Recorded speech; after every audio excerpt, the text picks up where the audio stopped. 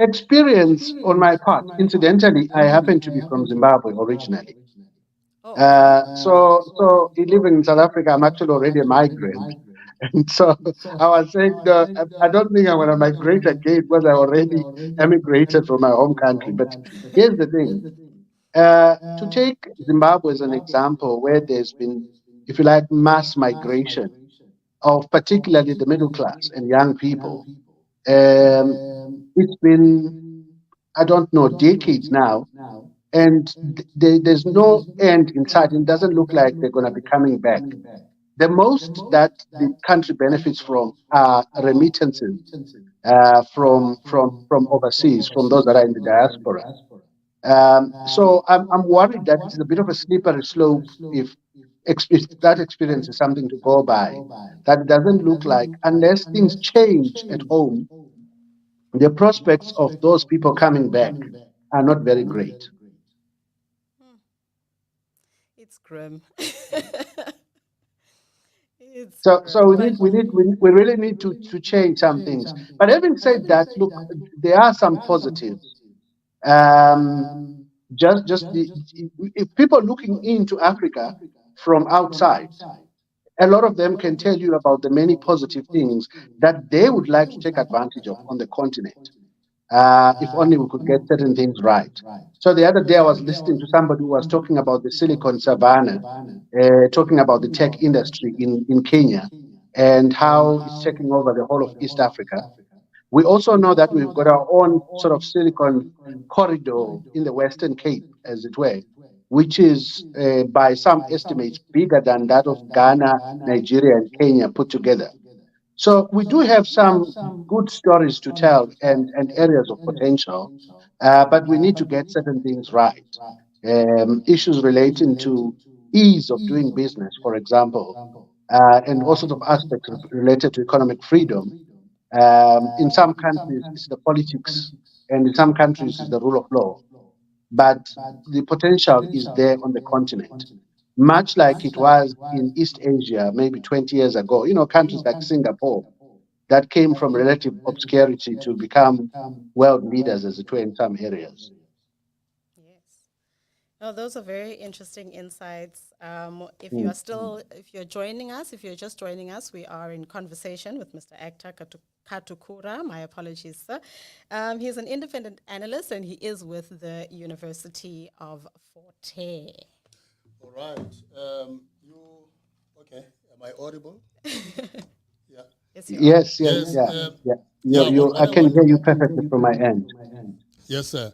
And I'm just interested. There is a discussion, even if it is low lying, about collapsing the borders, because they say this borders issue is one thing that is really dividing Africa and the people of Africa in its diaspora.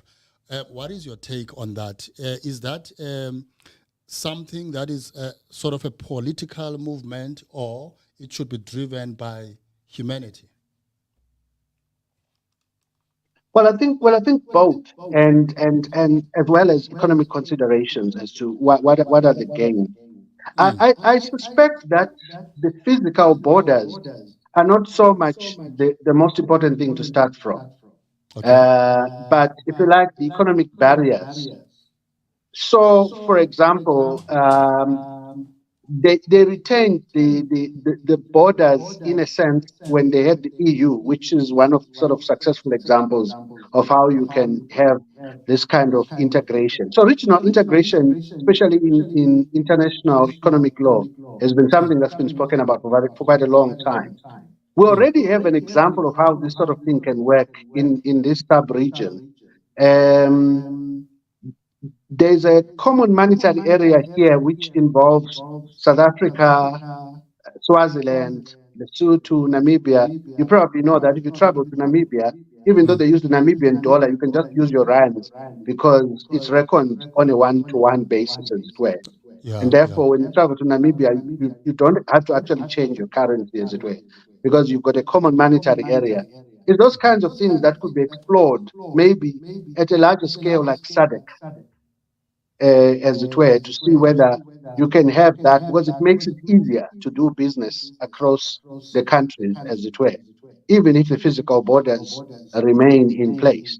So I would say it could be something that could be phased in, and there are ways of doing it.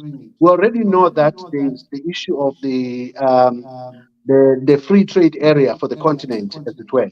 Because one of the challenges we have on the continent is that you find that quite often it's cheaper to move goods 10,000 kilometers from the US to Durban than it is to move them from Durban to Zambia, which is less than half of that distance, What you causes know. that? Is it economic imbalance? It's economic imbalances indeed. So I think it's some of those commonalities that need to be worked out. Also because our regional integration is a bit confused because of the many regional bodies that we have. So, for example, you've got a single country, which is at once a member of SADC, but also of COMESA, but also of SACU, and then they find themselves in sometimes conflicted in terms of their loyalties, as it were. So there would be some work needed to unravel all of that.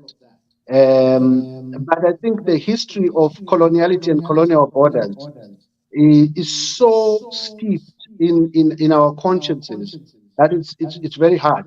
But it's not only colonial borders, by the way. As I'm speaking, I'm thinking of the sort of things that have happened locally, where the demarcation board, the moment it says, if it says tomorrow King Williamstown does not belong to BCM, it becomes so real in people's heads that they'll say, we don't want them here, you know. So perhaps we need to transcend that. But you also spoke about the human element.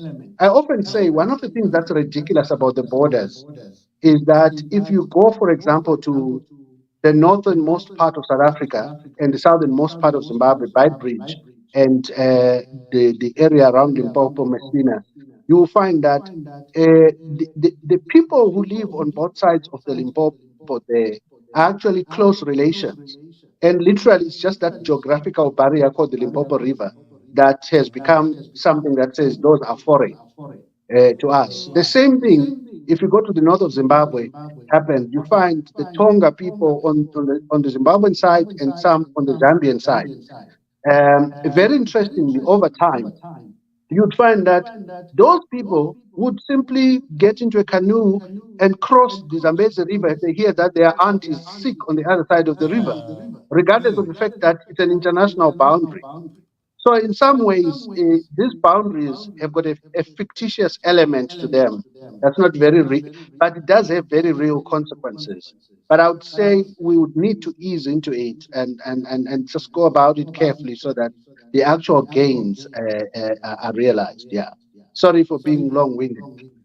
No, No, that no, was, no, no. we are all about educating and informing Sakat. Yes, Yes, indeed. ma'am. Those are really, really interesting points that you've made there. You've given us some amazing Mm. food for thought.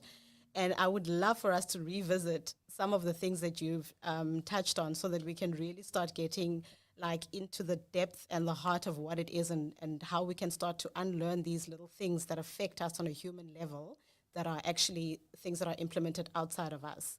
You know, thank you so, so very much for making time for us Pleasure. and for joining us on this African Live. Thank you very Yeah, much. That was congratulations, man. Congratulations. This is a big milestone. Like Kit said, I was a regular contributor for maybe 5 years or so, Yes, sir. since they started in the Eastern Cape. So I'm really, really excited. Congratulations. Well done.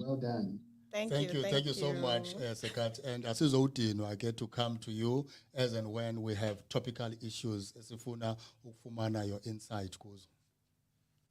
I'll always be happy to continue my association with KNR. Thank you, sir. Always. Right. Pleasure. Bye. Signing off. Thank you very All right, that was much. Usekat, Ekta Katurula, all the way from East London. He's an independent analyst, also working for Forte University.